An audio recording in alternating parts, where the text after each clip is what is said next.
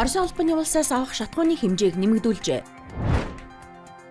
Хөгжлийн бэрхшээлтэй иргэдэд зориулсан 2 төрлийн шошго бий боллоо.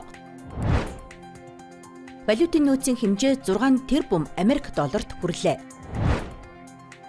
2025 оны өвлийн эсэлтийн шалгалт эхэллээ. Үнийн зохиомл өсөлтөө сэргийлэх шуурхай штаб ажиллаж байна.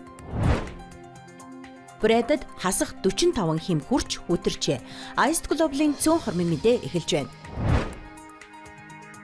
Оросын албаны улсаас авах шатхууны хэмжээ нэмэгдэжээ. Тодорхойлбол манай улс өнгөрсөн сард АИ-92 автобензин 78 мянган тонныг худалдан авч хэрэглэсэн.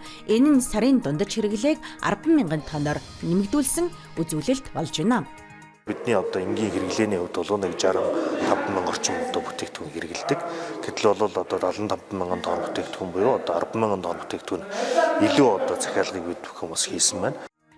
Оросын албаны улсаас энэ сард худалдан авах бүтээгдэхүүний захиалга хэдийний баталгаажсан нийлүүлэлт тасрахгүй хэвийн үргэлжлэнэ.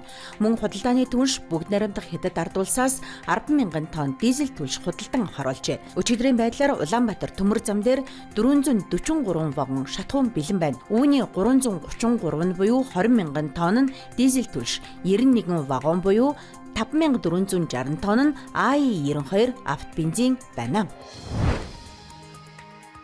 Улсын хурлын гишүүн Саранчулуун болон Баясгалан нарын гишүүд хөгжлийн бэрхшээлтэй иргэдэд зориулсан 2 төрлийн шошгыг санаачлан бий болгожээ. Хөгжлийн бэрхшээлтэй иргэн үйлдвэрлэг болон хөгжлийн бэрхшээлтэй иргэнд ээлтэй бизнес гэсэн 2 төрлийн шошго нь хөдөлмөр бол хамгийн сайн халамж болохыг нотлоно гэлээ. Учир нь хөгжлийн бэрхшээлтэй хүмүүсийн хийсэн бүтээгдэхүүнийг авъя гэхээр юугаар нотлох юм гэж асуудаг. Яг хөгжлийн бэрхшээлтэй хүн хийсэн юм уу? Тэр ээж аав нь хийсэн юм уу? Эсвэл хөгжлийн бэрхшээлтэй хүн ажилладаг байгууллага хийсэн юм уу? Хувь хүн юм уу гэж асуудаг.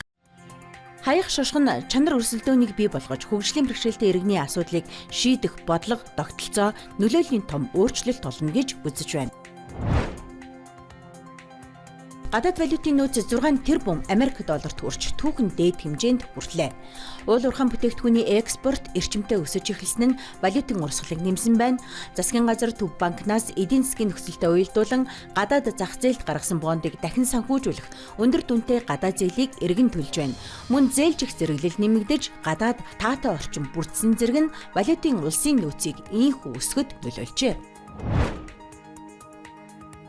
2025 оны өвлийн эсэлтийн шалгалт Монгол хэл бичгийн шалгалтаар эхэллээ. Үргэлжлээд түүх англи хэлний хичээлээр шалгалт өгнө.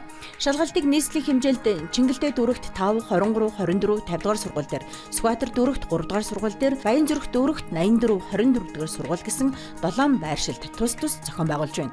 Шалгуулагчид 5-нд хим газар зүй, нийгэм судлал, 6-нд биологи, математик, орос хэл, 7-нд физик, монгол хэлний хичээлээр тус мэдлэгээ сорих юм. Шалгалтад зөвхөн өмнөх оны төгсөгчид оролцож байна. Улсын их хурлын гишүүн Доржгондар ахлуулсан үнийн зохиомл өсөлтөө сэргийлэх шуурхай штаб ажиллаж эхэллээ. Юуны өмнө макро эдийн засгийн тогтвортой байдлыг хангаж, өрсөлдөх чадвар болон өрхийн бодит орлогыг хамгаалахын тулд инфляцийг тогтвортой бууруулах шаардлагатай гэж үзэж байна. Тиймээс дунд хугацаанд инфляцийн түвшинг 5% хүргэж бууруулна. Ингэхдээ дотоодын хүнсний үйлдвэрлэл болон нийлүүлэлтийг нэмэгдүүлэхэд чиглэсэн арга хэмжээг авна. Мөн Төв банк 2027 оноос инфляцийн зорилтыг 5% болгон бууруулах мөнгөний бодлого хэрэгжүүлнэ. Брэдэд өвлийн анхны өдрөөс термометрийн үзүүлэлтүүд хасах 45 хэм хүртэл унаж огцом хүүтэрчээ. Ялангуяа Окин болон Баунтовын аймагуудад хамгийн хүүтэн байжээ. Хүчтэй хүүтэн засан шуурга салхины улмаас эрхүүгийн чиглэлд Байкал авцамаар зорчих боломжгүй болсон.